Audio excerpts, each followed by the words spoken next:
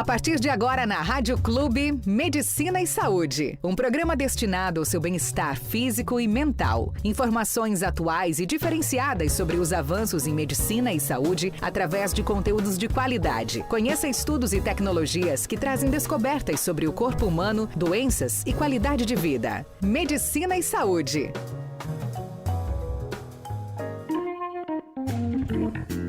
Bom dia, bom dia, bom dia. Que bom que você está aí. Mais um Medicina e Saúde no ar. E eu sou Mônica Nasser Dornelles, jornalista, e você deve estar estranhando que esse bom dia está diferente hoje. Vai sentir saudade da Clau, ela me abandonou hoje. Não, brincadeira. Ela está fazendo um curso com a nossa querida amiga Isabelle Ferrari, e eu estou aqui hoje comandando esse Medicina e Saúde com muito orgulho. Tem muita informação, muita coisa bacana. 18 graus hoje em Foz do Iguaçu, um tempo gostoso, chuva, que bom que a gente estava precisando. Né, Moa? E a nossa entrevistada de hoje é super especial. O tema é muito importante. Vamos falar sobre um órgão importantíssimo pra gente, que grita quando a gente faz algo errado com ele, que é o nosso fígado. Vamos falar sobre o fígado, sobre estilo de vida, sobre câncer de fígado, prevenção, tratamento. Dr. Juliano Moreira é o entrevistado especial de hoje. Ele é oncologista. Bem-vindo, um bom dia. Bom dia. Bom dia, Mônica. Que prazer tê-lo aqui e falar sobre esse tema tão importante, né, doutor? Sim, Mônica, obrigado, é um prazer, obrigado pelo convite. Espero que a gente tenha um ótimo bate-papo com bastante informação. Com certeza, muita informação para o ouvinte, fica ligadinho. Doutor, vamos começar falando sobre a sua história de vida, né? Conta um pouquinho sobre a sua história profissional. O senhor é de Foz do Iguaçu, para quem não lhe conhece, não é de Foz do Iguaçu, onde se formou e também por que, né, a escolha da oncologia? Eu não sou de Foz do Iguaçu, mas eu sou pertinho daqui, né? Eu sou de Maringá. E acabei, na época do vestibular, indo para Curitiba. Minha formação foi toda em Curitiba. Então, eu sou oncologista clínico. Lá foram 6 anos do curso médico e mais 5 anos aí da minha especialização em oncologia. Aí, no final do meu curso, uns grandes amigos já estavam aqui em Foz do Iguaçu e me convidaram para conhecer. Foi quando eu fui pro Hospital Costa, que me acolheu na época, e me apaixonei pela cidade. Já conhecia a cidade, já gostava muito daqui do ambiente, mas o hospital era um dos melhores hospitais que eu podia trabalhar, me dava muita oportunidade, né, de crescer, de fazer diferença no meu trabalho. Foi quando eu vim para cá. Isso já são muitos anos, foi em 2007. Desde 2007 eu estou aqui em Foz do Iguaçu. E o senhor atende na CIOP, né, que é uma clínica, um centro especializado em oncologia clínica em Foz do Iguaçu, e também está chefiando a parte do setor de oncologia também do Hospital Costa Cavalcante? Isso, na oncologia clínica a gente tem um papel de auxiliar aí toda a direção do hospital para que as coisas funcionem bem. Então, tem um papel ali de chefia e organização no Costa Cavalcante. Além disso, né, nós temos a clínica CIOP, era um grupo de médicos que resolveu dar uma opção a mais, né, para tratamento oncológico aqui na cidade. Eu também sou médico da Unimed, né, então o Hospital Unimed, agora com essa estrutura nova, grande, foi construída, é onde eu trabalho também. Então a gente atende aí vários públicos na cidade, né? Desde o público SUS dentro do CACOM, né, que é como é chamado esse centro que o SUS planejou para Foz do Iguaçu, dentro do Costa Cavalcante, né, até todos os tipos aí de convênios, a gente também está por dentro. Certo, doutor. E por que a escolha da oncologia, nessa área extremamente importante, cada vez mais, né, no mundo, né, dentro da medicina? Foi bem por acaso, na verdade, até a minha escolha em ser médico foi também um pouco por acaso. Eu sempre fui muito curioso, eu queria ser, né, um pesquisador, um cientista, e procurei na medicina isso, né? Na verdade, o plano não era nem atender muito, né, pacientes, a minha ideia era ser pesquisador. Com o tempo a gente vai aprendendo a ficar mais próximo das pessoas, né? A gente aprende empatia, a conversar e até aquela situação humana do médico, né? E eu vi que eu tinha algum jeito para isso, então acabei trocando a bancada pelo atendimento aí ao paciente. Mas a ideia não era ser oncologista. A oncologia até na época me dava muito medo, né? Eu achava que eram pacientes complexos e que a gente não ia conseguir resolver nada. Era mais ou menos o que o pensamento da época, né? Começo dos anos 90, a gente não tinha, né? A medicina, a oncologia era muito menos era muito menos avançada, né? Tinha muito menos recursos. E eu tinha muito medo de paciente oncológico, não era meu desejo. Mudou muito, né, essa visão? Mudou demais. No final do meu curso, eu queria ser cardiologista na época, mas eu era obrigatório, né, passar um tempo na oncologia, isso já como residente, né? Eu tinha terminado minha formação médica, eu era residente da clínica médica, né? Para você ser especialista, normalmente você faz o curso médico, clínica médica, ele é uma porta de entrada para as especialidades clínicas, então eu tive que fazer 2 anos de clínica médica, já como médico, né, já era médico. Eu passei um mês, eu tive a oportunidade de conhecer mestres incríveis. Eu tive 2 professores que eram sensacionais, com formação incrível, tinham publicado pesquisas em revistas em Curitiba. Né? Dr. Ricardo Pasquini foi meu chefe.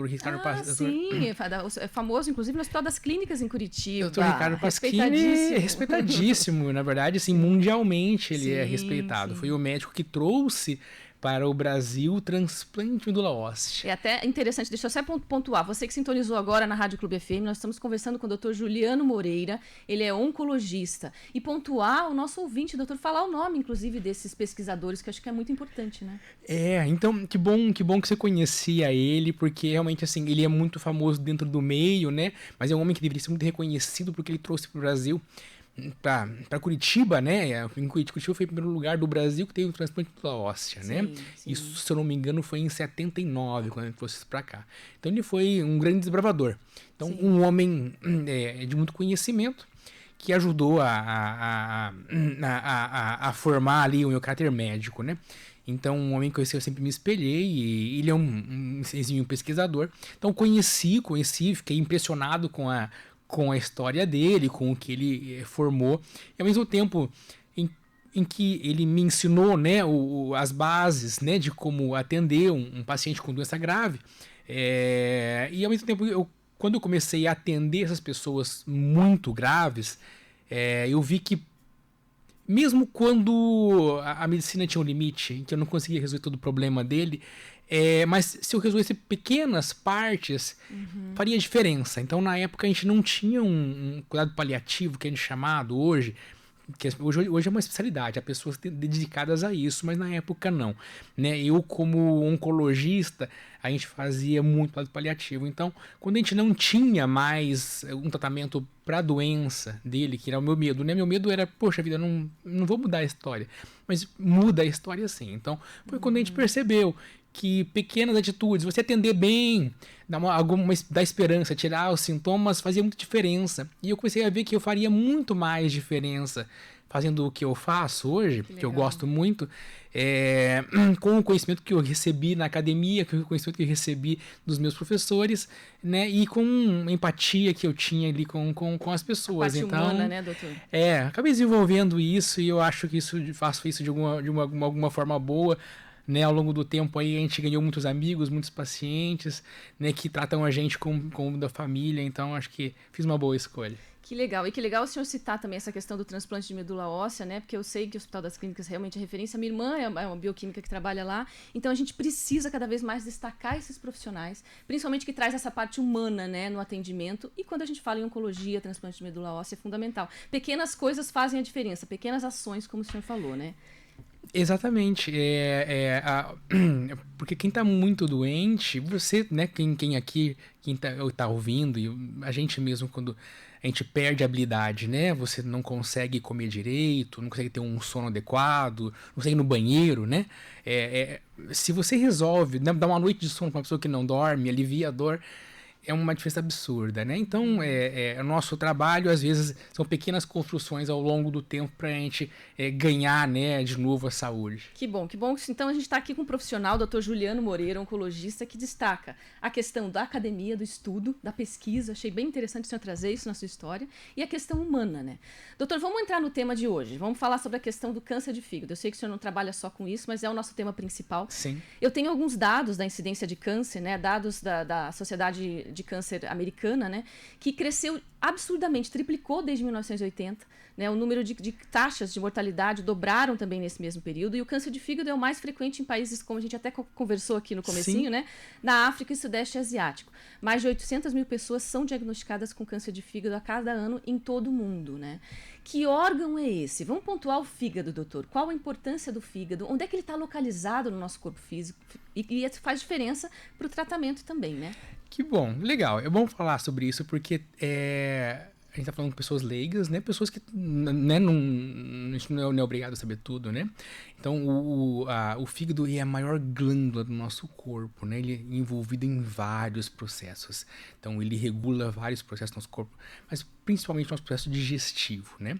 É uma glândula grande, deve pesar aí uns 2 quilos, 3 quilos, fica alojado aqui no lado direito, chamado tecnicamente de hipocôndrio direito, logo abaixo dos pulmões, né? Então, mas ele é considerado como um órgão abdominal. Ele é famoso, e as pessoas chegam para mim perguntando, ele é famoso pela sua capacidade de regeneração, né? Então, tem até uma lenda grega, né? Em que, né, você tinha uma pessoa que foi condenada, né, à danação eterna, e todo dia um pássaro tirava um pedaço do fígado, e a pessoa não morria nunca, porque todo dia ele tirava um pedaço e ele crescia de volta, né? Olha. Então ele tem essa capacidade de regeneração. Então, quando é feito uma ressecção hepática, ele tende ao longo do tempo regenerar, ele ocupa de novo aquele espaço, e a importância dele, né, é regulação do nosso corpo. Então, sem ele é impossível viver, impossível. Ele cria nossas proteínas, cria enzimas, ajuda a regular todo o nosso metabolismo, tá? É uma glândula super importante. Sem ela ou com ela funcionando mal, a vida é impossível. E aí vamos começar falando da questão das doenças no fígado, porque assim, eu tenho certeza que o ouvinte sabe que quando a gente faz alguma coisa errada, eu falei no comecinho, né, come algo que não é bacana, ou seja, né, muita gordura, ou álcool, enfim, ele grita mesmo, ele é um órgão de uma maneira sensível, ele dá uma resposta rápida, e aí eu quero entrar na inflamação, doutor. Hoje fala-se muito em inflamação. A inflamação como base para qualquer doença crônica, digamos, né? Me corrija se eu estiver errada, estou colocando aqui informações que a gente pesquisa, que a inflamação é a base de muitas doenças crônicas, inclusive o câncer. O que é, para o nosso ouvinte entender, para nós entendermos, o que é essa inflamação, o que é quando o nosso corpo está inflamado, para depois a gente entrar nos cânceres de fígado? Tá bom, Mônica, assim. Então, você citou no começo que o fígado, né, é um órgão que grita, né? A gente tem muita impressão, chegam os pacientes e falam assim, não, puxa, eu tô com dor, meu fígado não tá bom, né? Em termos, isso é verdade, tá? A maior parte das vezes, quando a gente tem algum exagero, não é tanto o fígado que sofre, mas é o próprio intestino mesmo que grita, tá? Então, você tem uma dificuldade de digestão. O fígado, lógico, ele é sobrecarregado, mas o fígado, ele é muito fraco em terminações nervosas, tá? Então, ele acaba não reclamando tanto. Tá? E é por isso que às vezes a gente descobre doenças hepáticas já numa fase um pouco avançada, tá?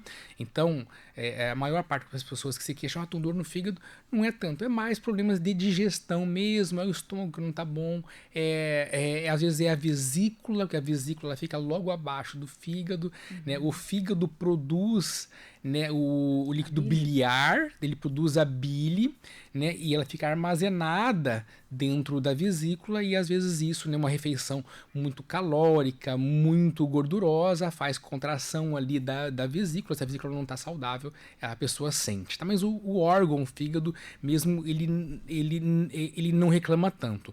Agora, sobre a inflamação, né? Você falou desse ponto importante. O que é a inflamação?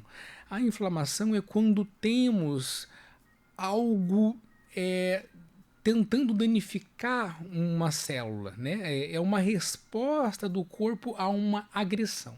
Tá. Essas agressões, elas podem acontecer de várias formas. Desde alimentação cronicamente ruim, desde um distúrbio hormonal no corpo, desde um estresse físico, se você fez um exercício extremo, né, passou por um calor extremo, um frio extremo, ou você agride quimicamente um órgão com excesso de álcool ou remédios, por exemplo, né, ou vírus, isso tudo causa inflamação, tá? Inflamação é nada mais do que o nosso corpo respondendo a uma agressão. A inflamação, ela agudamente, ela é boa. É ela que sinaliza pra gente, olha, essa bebida alcoólica que eu tomei, né, fez uma hepatite aguda aqui, é um sinal que eu não devo tomar isso mais. É uma resposta que é importante pra gente. É uma resposta. Então a inflamação, ela veio durante a nossa evolução para um alerta e para reconstruir o órgão. Ele cria uma situação em que recruta células para aquela região e ela se reconstrói. Então a inflamação é isso. A inflamação aguda, ela é boa. Ela não foi... Quando é que é ruim? Quando ela fica crônica, né? A inflamação crônica, ela é ruim. O nosso corpo, ele não pode viver sob estresse o tempo todo, né? Então, um estresse agudo, nosso corpo, ele é feito para enfrentar um estresse agudo, né? Vamos lembrar aí da época que a gente vivia, né, em aldeias, em que tinha, né, você brigou com um macaco, com um leão, tinha que lutar pela vida, aquele estresse agudo, ele se preparava o seu corpo para aquela agressão, aquele momento, e você respondia, e depois tinha que acabar, né? O que acontece é que a inflamação crônica devido à alimentação cronicamente ruim, né, por anos, décadas, né, a agressão ao fígado com álcool por anos, décadas, por vírus, essa inflamação crônica, o nosso corpo não foi feito para isso. Nós vamos depois até falar sobre estilo de vida, medicina de estilo de vida, acho que está diretamente ligado a isso também, né? Exatamente ligado a isso. Então, no final, essa inflamação crônica, ela é péssima, né, para vários órgãos, e nesse sentido o fígado, né? Então aí você falou ali da doença hepática ser mais comum, né, em alguns países da África. Isso. E, né, na região da Ásia. Então vamos falar sobre duas inflamações crônicas, né, já que estão ligando aqui. Perfeito. Inflamação crônica na Ásia é principalmente por transmissão de vírus da hepatite tipo B, né? Lá em alguns países ali ela é endêmica. O que é endêmica? Muita gente tem. E as mulheres passam no parto até para as crianças que estão nascendo o vírus. Então a criança recebe isso durante o parto e essa agressão crônica começa ao nascimento, gerando aí depois de 2, 3, 4 décadas problemas hepáticos, né? Hepatite crônica. Mudamos um pouquinho a vários tipos de hepatite, então a da África é um pouquinho diferente.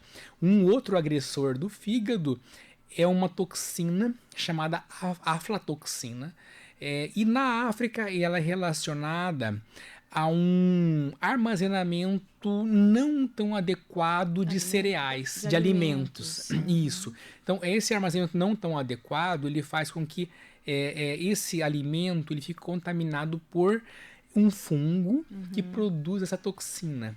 Aí, essa ingestão crônica daquela toxina causa hepatite. Constante, né? Você vai submetendo o teu fígado a isso. E vamos já entrar, então, doutor, nessa questão das hepatites. Quais são, para o ouvinte entender, quais são os tipos de hepatite? Bom, a gente tem A, B e C. Até a D. Tem a D também, então olha só. Também.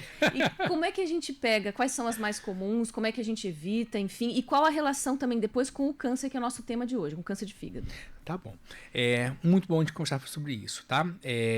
Então essas sopinhas de letrinhas aí, A, B, C e D, descrevem nossos tipos de hepatites virais, tá? Então a hepatite, o termo it quer dizer inflamação, né? Então, quando eu tenho ali uma inflamação da garganta, eu tenho aí um tipo de inflamação, e no fígado eu vou ter então a hepatite, né? Assim como tem artrite e outros tipos. A inflamação por vírus tem esses 4 tipos. A hepatite A, normalmente a gente pega quando é criança, tá? Então ela tem uma transmissão por contaminante alimentar normalmente.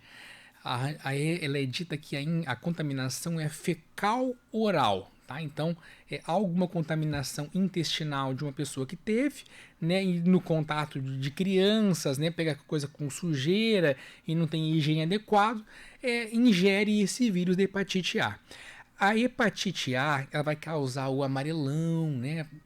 A pessoa fica mal, não consegue comer direito, né? Há um grande mal-estar. E normalmente a pessoa passa uns 20 dias assim, tá? Então, para o nosso ouvinte, doutor, seria aquela mais comum que eu posso pegar pelo garfo, que eu pego pelo... Como é que... Exatamente. Que fica amarela? Você fica amarelo, mal-estar, fica acamado, porque não consegue se alimentar direito. Então você pega pelo garfo, pega por alimentos contaminados. E ele é muito mais comum, então, em crianças. A criança que pega tudo do chão ali e tal, é uma coisa mais comum em criança, mas pode dar em adulto também. Tá. A hepatite A, ela tem um curso agudo. Ela dá naquele momento, aqueles 20, 30 dias. Se você resolveu, porque a grande maior parte da hepatite A, ela acaba, né? Ela resolve em alguns dias. Infecções virais, a maior parte acaba em algumas semanas, né? Então ela acaba, resolveu, tá curado. Né? E ela é eliminada 100% do nosso corpo. 100% dos vírus de hepatite A, eles saem do corpo. Mas é claro que a gente precisa buscar o médico, né? Vai procurar, mas basicamente a hepatite ela não tem um remédio específico. O médico só vai dar sintomáticos, orientar você a não sobrecarregar o fígado. Então, como o fígado ele é um grande filtro de substâncias, então se a gente sobrecarregar ele com chás, sobrecarregar ele com remédios, você está piorando a situação. Então, basicamente o que o médico vai fazer, olha, repousa, se hidrata, né? Não piore as coisas, né? Então, primeiro não piore as coisas, porque isso vai passar. Tá? Então isso é hepatite A e ela não cronifica. Então essa inflamação, nem falando da inflamação que estava conversando, a inflamação ela é aguda. Inflamação aguda não tem problema. Inflamação aguda não tem problema. Ela não causa problemas ao longo do tempo. E o fígado se recupera 100%. Tá? Então não há sequelas na hepatite A. Já as hepatites B e C, elas têm a fase aguda, não tanto a C, tá? A B, ela pode dar uma fase aguda, mas que não costuma ser tão grave, assim, tão clinicamente importante quanto a A. Então, são infecções da B e C que elas passam batidas. Então, às vezes você pega e não sabe que pegou. A transmissão já é muito diferente. A transmissão da hepatite A, então, é aquela contaminante, pega pela boca. E a contaminação da B e C são por fluidos corporais, tá? Sangue e fluidos corporais. Então é sexualmente transmissível, doutor? Sexualmente transmissíveis, né? Principalmente. E usuários de drogas, né? Que compartilham aí seringas, né? Mas a principal seria a contaminação por fluidos, então contaminação íntima, né, sexual. Por isso a importância do uso do preservativo. Preservativo. Né? Houve uma época, hoje em dia nós temos uma segurança, os hospitais prezam muito pela segurança do paciente. Mas nem sempre foi assim, aí nos anos 70, 80, 90, a transmissão por hemotransfusão era muito comum. Então a transfusão do sangue ela foi um fator de onde se passava hepatites e HIV, né? Mas isso não acontece mais, mas já foi. De sangue, todos os exames, né? Então, hoje evoluiu muito, né, doutor? Com demais, certeza, né? Os exames que são feitos antes da transfusão. Esses testes são muito fáceis de ser realizados, são muito baratos hoje. Então, mas na época ninguém sabia, então era uma causa na época. A D nós não temos aqui, é mais na região aí norte da África, mas a transmissão dela também é por fluidos, tá? E desses tipos de hepatite, então a higiene. A B, nós temos uma grande arma contra a hepatite B, que é a vacinação. Eu acho que eu ia perguntar sobre isso. Quais que tem vacina, né? Porque a B eu sei que tem, 3 doses, se eu não me engano. É isso, eu li seu pensamento já. Então, a hepatite B são 3 doses, a gente toma isso já lá no começo da adolescência, finalzinho de infância, começa a tomar essas vacinas, né? Porque a gente tem que começar a tomar bem cedo, que tem que ser antes de você ser exposto ao vírus, né? Qual que é a importância da vacina? Deixa eu já fazer este gancho, a gente já continua sobre isso, né? Para o ouvinte, que hoje, né, comentou-se muito da vacinação, da vacina, a gente teve aí uma epidemia mundial. A vacina faz o que no organismo e por que ela é fundamental, seja na hepatite B ou para outras doenças? Infelizmente, a gente teve uma guerra ideológica em cima de vacinas que não deveria ser ponto de guerra ideológica, né? Mas as vacinas são muito boas, tá? As vacinas são muito testadas. E a vacina da hepatite B, ela já está sendo usada há décadas, né? Então, ela mostrou o seu valor e ela impede. Então, como que ela funciona? Ela ensina o seu corpo a se defender de algo que nem foi exposto ainda. Então, antes de você ter a exposição ao vírus, né, por uma relação sexual, uma contaminação de sangue, o seu corpo ele já recebeu a informação, olha, o bandido tem essa cara, né? Então, o seu corpo ele não é surpreso, ele já conhece o bandido, ele foi exposto. O que a vacina é? Ela é ou fragmentos do vírus, né, ou é o vírus vivo atenuado. Então, naquele momento, os seus linfócitos, células de defesa, elas reconhecem, elas são expostas àquela, aqui é o bandido, viu ali o bandido, e quando realmente o bandido entra, o alarme toca de uma forma extrema e a resposta imunológica é tão eficaz que em pouco tempo, em poucas horas, dias, aquele vírus ele é eliminado do corpo. Então, para o ouvinte entender, doutor, essa vacina faz com que eu produza anticorpos, é isso? Células de defesa que quando realmente o que vai causar a doença entre no nosso corpo, a gente já está protegido, é isso? Já está protegido. Então, a gente a gente produz anticorpos, lógico. Você aplica a vacina, produziu, o seu corpo produz, mas ele não fica produzindo o tempo todo.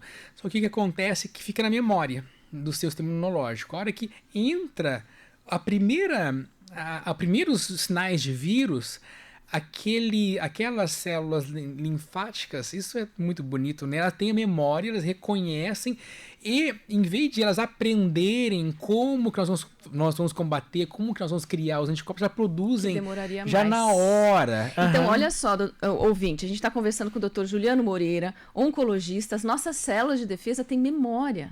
Tem memória. Isso é sensacional. Sensacional. Tá? Isso é incrível, né? Então, quando você estuda, como que é possível. Então, elas têm memória. Então, aquele grupo de células, a gente chama de clone, né? Que é uma famíliazinha de células linfáticas. Então, a hora que ela expõe aquela memória, ela faz com que lembre daquela exposição à vacina, e a resposta que demoraria semanas ou meses para ser construída, ela é feita em horas. E às vezes até a pessoa morreria e viria a óbito e não daria tempo. E não daria tempo. E eu lhe cortei na questão da vacina. Então a B tem vacina e a A e as outras hepatites têm também? Não temos, né? Então por isso que você falou, né, do uso de preservativo, né? Exposições, não facilitar para as doenças, né? Preservativo, além disso, que bom que você tocou nesse assunto.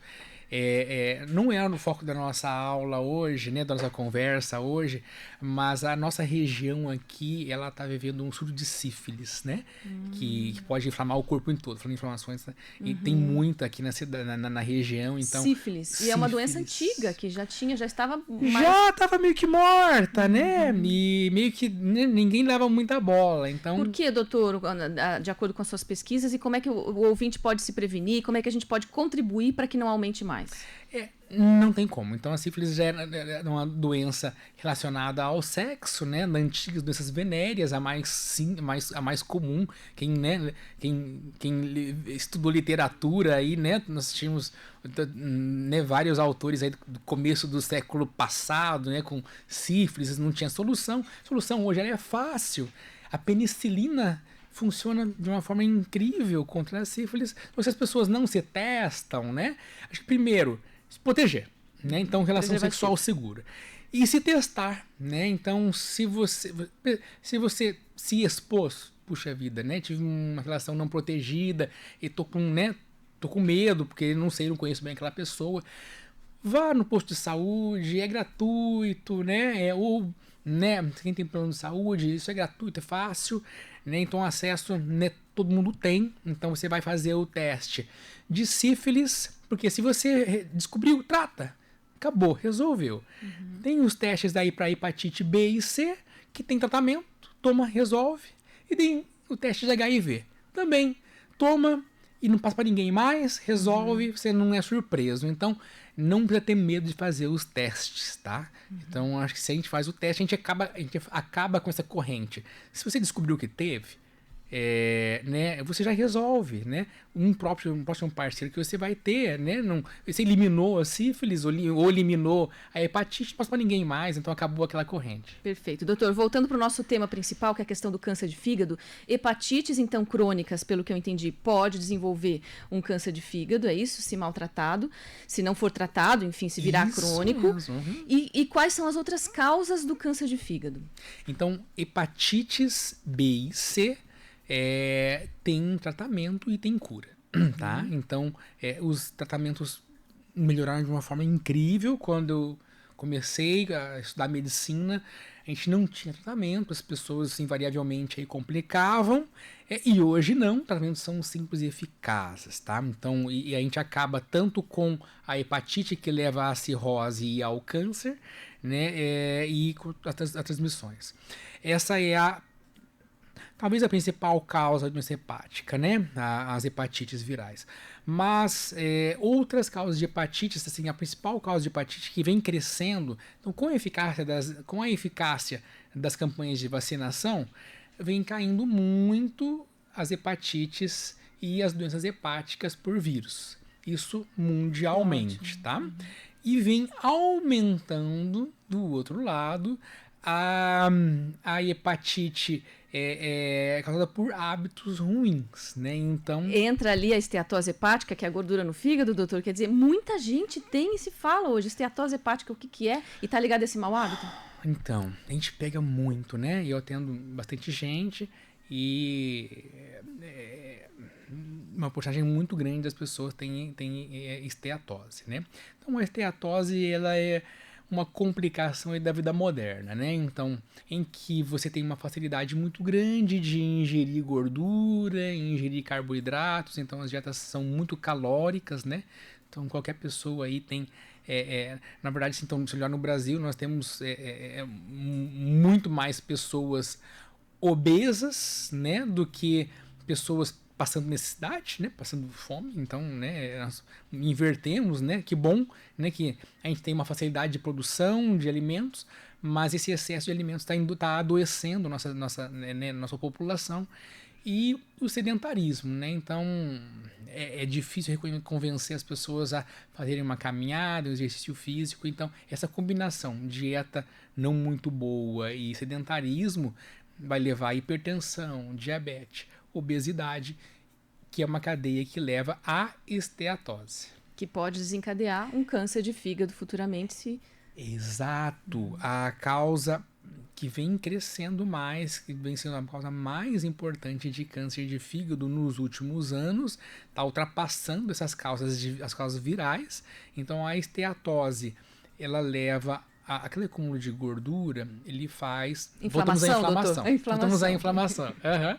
Ela faz como funciona a hepatite, né? A hepatite é uma inflamação crônica por vírus, a gente tem uma inflamação crônica por gordura e por estar desregulando o equilíbrio do órgão, né? Então, essa inflamação crônica, ela causa o que a gente chama de esteatohepatite não alcoólica, porque também tem a causa alcoólica, a gente também acho que vale a pena a gente conversar depois. Então, mas a causa que vem crescendo mais é a esteatohepatite não alcoólica, que é essa relacionada, né, ao acúmulo de gordura. Alimentação. E que é uma causa grande, não só do câncer, mas antes do câncer, ela causa cirrose. Tá. Doutor Juliano, vamos entrar na cirrose. O que é a cirrose? A questão do consumo de álcool, né? Porque parece que tem a cirrose que ela é causada na questão alcoólica e tem a cirrose que é não alcoólica, é isso? Isso mesmo. Falar das diferenças e falar se existe também um consumo de álcool para o nosso ouvinte seguro. Existe isso ou não existe? É mito, é verdade? Tem um consumo seguro de álcool para homem, para mulheres, enfim. Tá. Então a cirrose. A cirrose, ela é uma etapa final da inflamação crônica. Tá? Então, a inflamação crônica, ela vai levar à cirrose. O que é a cirrose? Quando o fígado ele está sendo agredido todos os dias e ele tenta se reconstruir. É um órgão, como a gente conversou, que ele é um órgão que tende a se regenerar, né? Então, ele procura se regenerar.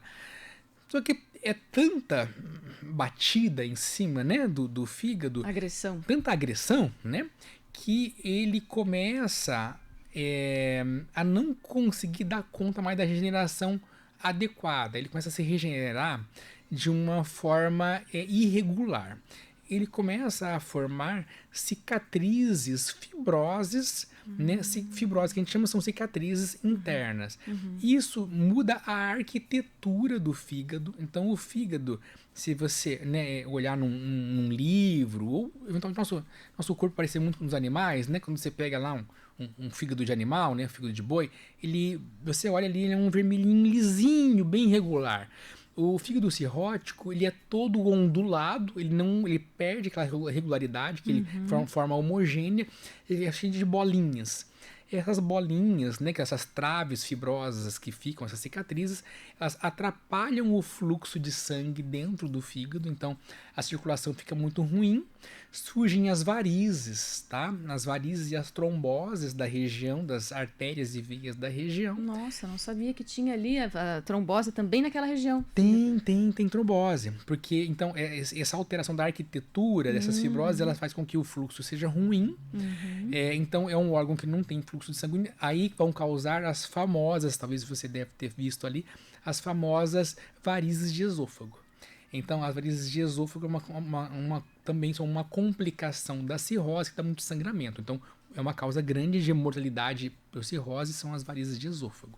Então, fica tão ruim a circulação que o sangue sempre tenta achar um lugar para ele circular. Então, ele começa a circular por essas varizes de esôfago, tá?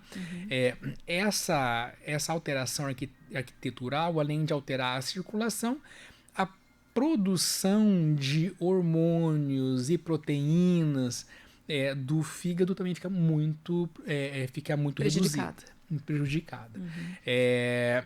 Aí levando então a cirrose, que a cirrose vai se caracterizar, né? Então, por dificuldade de se alimentar, então a pessoa começa a perder peso, acúmulo de líquidos, porque a produção de proteínas começa a reduzir demais, fica aquela barriga d'água, a circulação fica ruim, começa a ficar aquele barrigão cheio de líquidos, sem a produção de proteínas, sem você conseguir se alimentar adequadamente, há uma sarcopenia, quer dizer, perde musculatura, aquela pessoa bem magrinha com barrigão, que começa a ficar cada vez mais debilitada.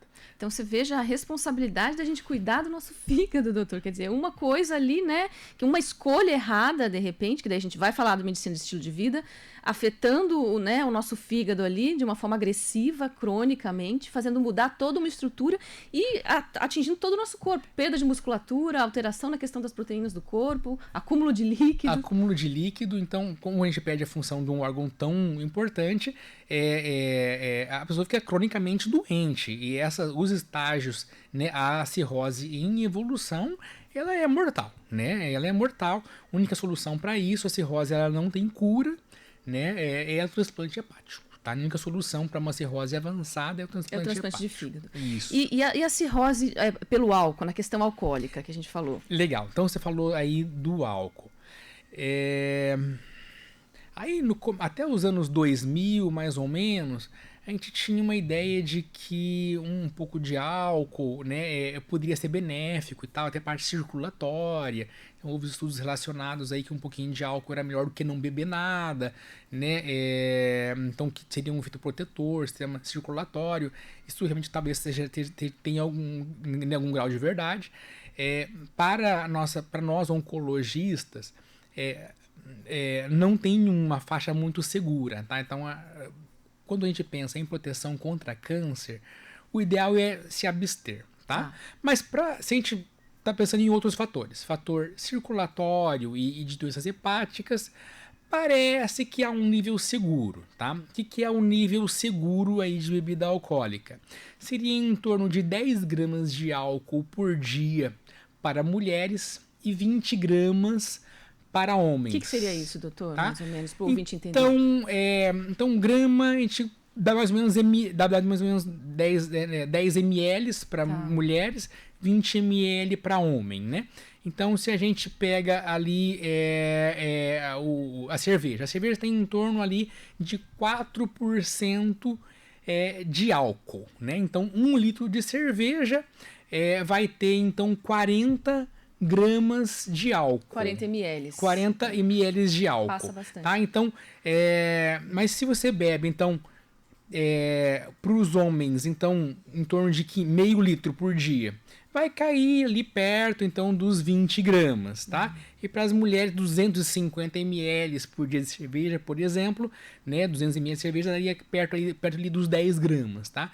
Então, é isso que razoavelmente os estudos dizem que isso não causaria, né, uma doença, um dano hepático tão severo, tá? Então, acima de 10 gramas para mulheres e acima de 20 gramas para homens, né? Então você pode somar isso ao longo da semana. Então, então ao longo da semana aí, né? Então 140 gramas para o homem, né? Então é até um valor, né? É até uma tolerância razoável aí para álcool, né? Então dá até para a pessoa, né? Então não é uma quantidade razoável, mas acima disso, então é um dano mais grave para o fígado, tá? A gente pensando na cirrose. Então, menos disso, provavelmente você não vai causar a cirrose, tá?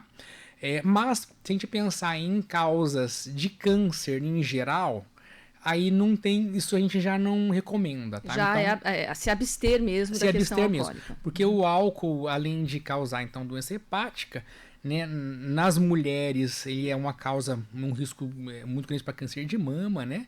Aí câncer de esôfago, boca, né? Vários outros tipos de câncer ele acaba causando, tá? A doutora Marília, inclusive, teve aqui, que é mastologista também, ela falou dessa questão do álcool para o câncer de mama, realmente um risco.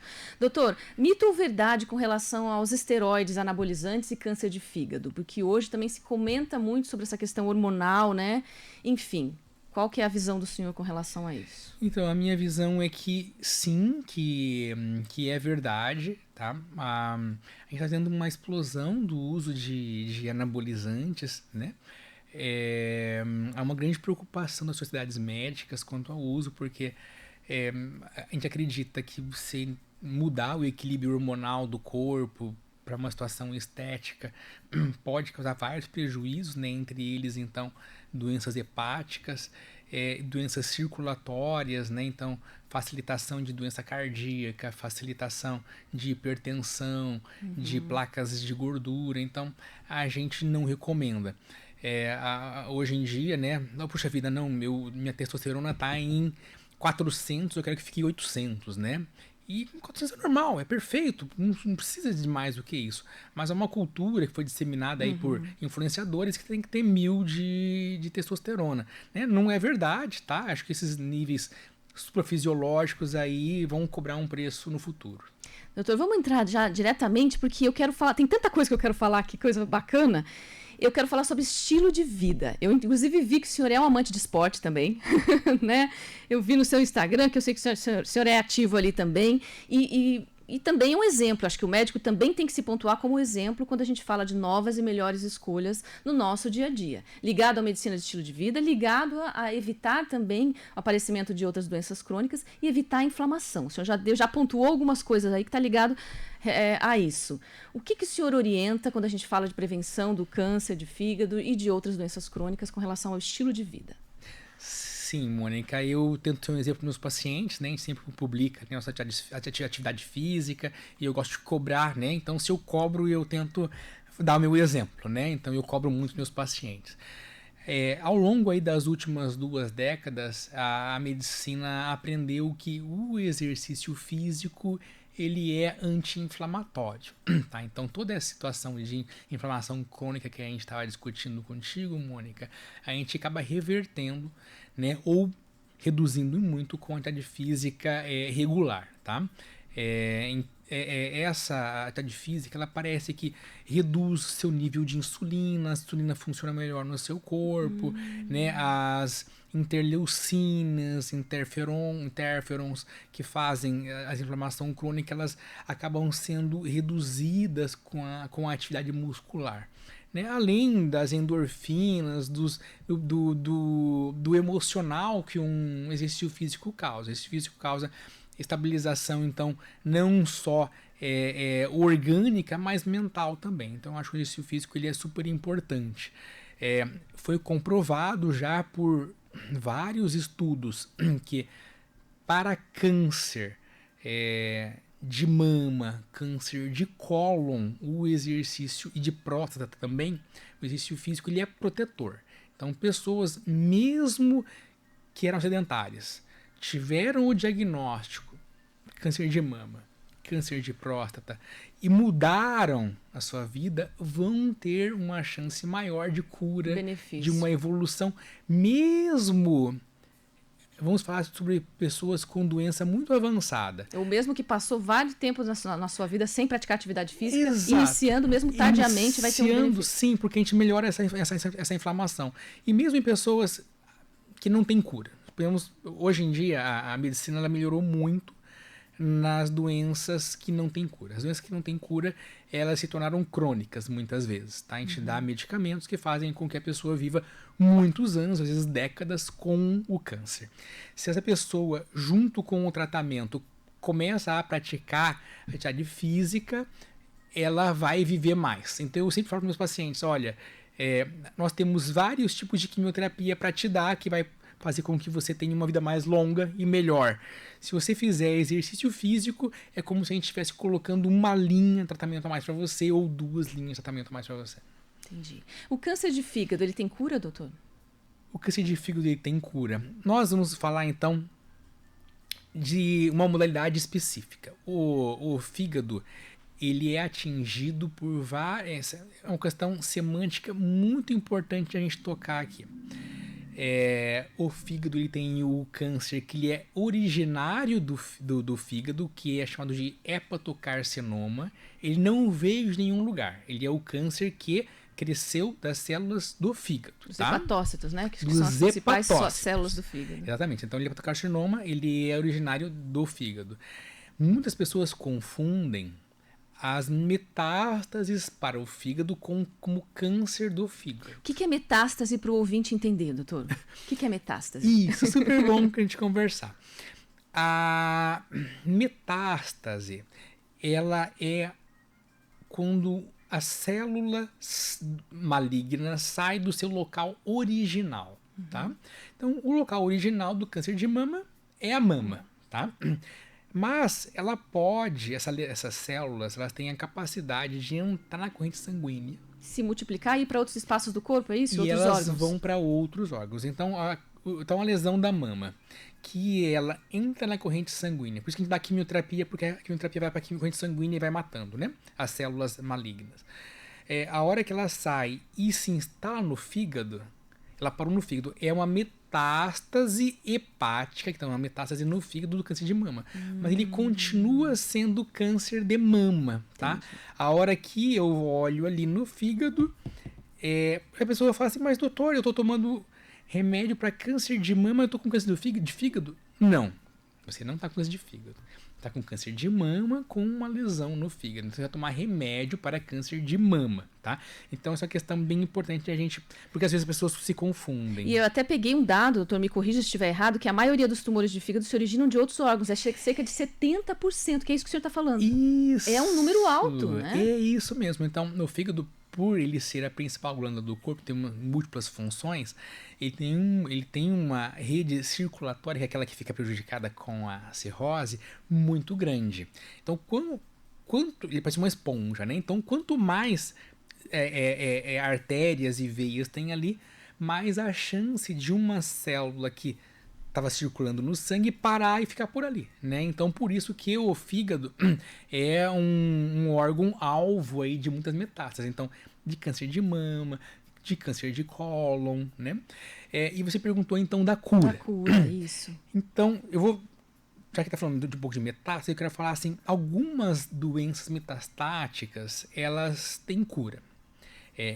Por exemplo, o câncer de intestino, o câncer de cólon, se ele vai para o fígado e eu consigo tirar cirurgicamente ou com outros processos, tirar aquela lesão, eu ainda dou muita chance de cura para esse paciente. Então, mesmo a doença metastática, em alguns casos, ela pode ser curada. Tá? Então, a metástase no fígado de câncer de cólon, a gente tira, a gente dá a chance de cura. Tá?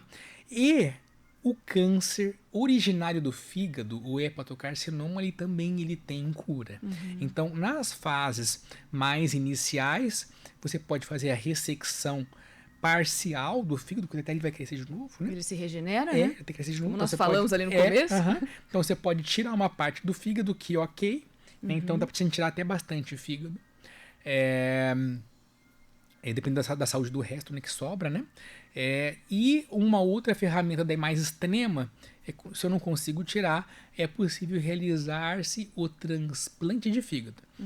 E é bom a gente citar, ressaltar aqui que hoje está autorizado no Brasil a ser realizado o transplante de fígado para quem tem o câncer do fígado, o hepatocarcinoma. Então, hoje está liberado então pelo SUS, né, que é o SUS que regula os transplantes no Brasil.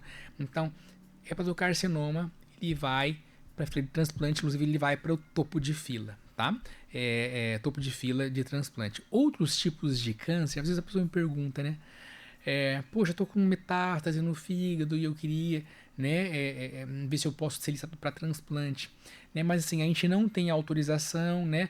Isso ainda não está, não mostrou-se cientificamente com valor de fazer transplante para outras metástases, né? Então, o câncer de mama que tenha metástase, né, para o fígado, né, a gente não tem um programa, não é previsto, então não ajuda, tá? Fazer transplante de fígado para metástases de outros órgãos. Mas quando o fígado está tomado pelo hepatocarcinoma, sim, então a gente pode fazer o transplante. Então, você veja, doutor, fazendo um gancho aqui até para o ouvinte entender, 70% então desses cânceres ali são de outros, né, são da metástase que vai ali para o fígado. Qual que é a importância, então, a gente está quase finalizando, que eu queria falar da prevenção, doutor. Né, a prevenção. O que o senhor quer deixar de recado com relação à prevenção do câncer e que está ligado ao estilo de vida, que a gente deu uma pinceladinha aqui na atividade física, na alimentação, enfim. Até porque o senhor colocou ali no começo que às vezes não tem sintoma. E se você pegar tardiamente um câncer no fígado, um nódulo que está grande, enfim, de repente não tem como eu fazer mais o tratamento. Tá certa essa minha colocação? Tá certíssimo. Então, como a inflamação é crônica, a gente não tem sintomas, né? Então, os hepatites B e C, a inflamação por álcool e a inflamação não alcoólica, elas não dão sintomas. Você vai ter sintomas quando está com cirrose ou quando o câncer está instalado, né? Então, os exames são importantes, você tem que estar em fases iniciais. Mas, o mais importante é vacina para vírus hepatite. Né, quando a hepatite é alcoólica, né, limitar o uso de álcool, né, e o que está crescendo hoje, então, que é a hepatite não alcoólica e não viral, é estilo de vida. Então, a alimentação com mais vegetais faz com que você um prato, né, um prato cheio de vegetais, você vai te saciar e você vai ter uma alimentação muito menos calórica. Então, evitar aquele excesso de carboidrato, aquele excesso de carne, os docinhos. Então, eu vejo muita gente, mas doutor, eu não como nada, mas fica beliscando o dia inteiro bolachinha e pãozinho. Sobrecarrega. Mas eu gosto de comer 3 pão de manhã, né? Não tem jeito, né? Vai complicar. Então, mesmo que você tem que ter uma alimentação regrada, pouco carboidrato, evitar os alimentos processados. Então, eu sou meio contra alimentos processados, tentar evitar ao máximo alimentos processados. Alimentos processados são o quê, doutor, para o ouvinte entender? Então, são os industrializados, principalmente então principalmente na forma de bolachinhas, de refrigerantes, né? Tudo alimento que você, né? Então até tem um ditado, né? Descasque mais e desembale menos, né? Então, muito sal, muito açúcar, né? Muito sal, açúcar, conservantes, né? E coisas para dar gosto, né? Então, para você ter aquele gostinho bom. E isso engana a gente, né? A gente quer comer isso, mas isso ao longo da vida faz mal. Então, fugir dessas trapaças que a gente cai aí no supermercado. Então, reduzir a quantidade de calorias. Então, a gente tem que aprender a alimentar-se melhor.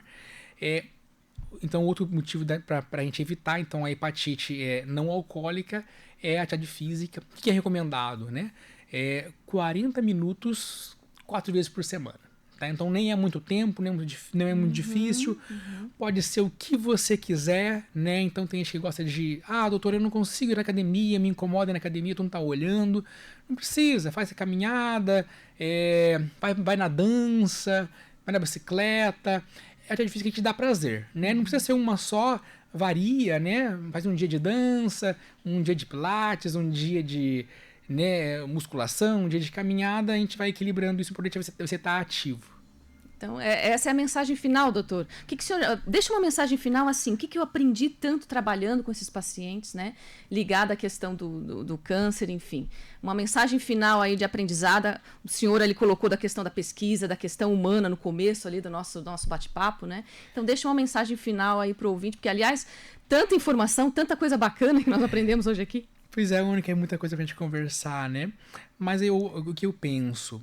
A prevenção é o principal, né? Então, isso, questão da alimentação, da física, né? Tá? Se alguém entrar lá no meu Instagram, né, vai ver que eu só falo isso o tempo todo. Mas não precisa ter medo dos exames. Então, a gente tem muito medo, principalmente homens, né? E ressaltar que o câncer hepatocarcinoma, ele é muito mais comum em homens, tá? Então, em torno de 70% dos casos são em homens do que em mulheres. E os homens vão muito menos pro médico. Então, perder medo de ir pro médico, perder medo de se testar, né? Eu tenho medo de pegar e tem lá uma doença grave. Ok, mas é muito melhor você achar inicialmente e tratar, resolver, do que você chegar numa situação irreversível. Então, não ter medo de procurar o médico. Então, o SUS demora um pouquinho, mas funciona, você tem acesso a muita coisa dentro do SUS. Então, procura a unidade de saúde. Quem tem, tá na saúde suplementar, procura o seu médico. Então, Então, prevenção e não ter medo do diagnóstico precoce. Sensacional, doutor. Chegamos ao final, que pena. Muito obrigada, foi realmente um prazer conversar. Tenho certeza que o ouvinte ali aprendeu muito, né? Pipocou muitas dúvidas, aí tem que voltar, doutor, para falar um pouco mais sobre esse tema. Sensacional. Fica aí a dica que realmente as escolhas estão nas nossas mãos de muitas coisas, né, doutor? Obrigada mais uma vez, foi um prazer. Eu que agradeço, Mônica. É um assunto muito árido, né? Muita coisa a gente conversar, muito técnico, mas obrigado por a gente poder tentar trazer uma informação um pouquinho mais fácil para as pessoas entenderem o que está acontecendo. Obrigada, doutor, mais uma vez. Então, ouvinte, terminamos aqui mais um Medicina e Saúde. Fica ligadinho na Rádio Clube, tem muita informação, muita música de qualidade. Não desliga, não. Se você pegou no final essa entrevista, vai lá nas plataformas digitais da Rádio Clube FM, acessa, você vai assistir inteiro novamente. Nós conversamos com o doutor Juliano Moreira, que ele é oncologista. E eu vou deixar uma frase final para você. Olha, de tudo que nós falamos aqui, saúde é o que interessa. O resto não tem pressa. Priorize-se. Bom final de semana. Até a próxima!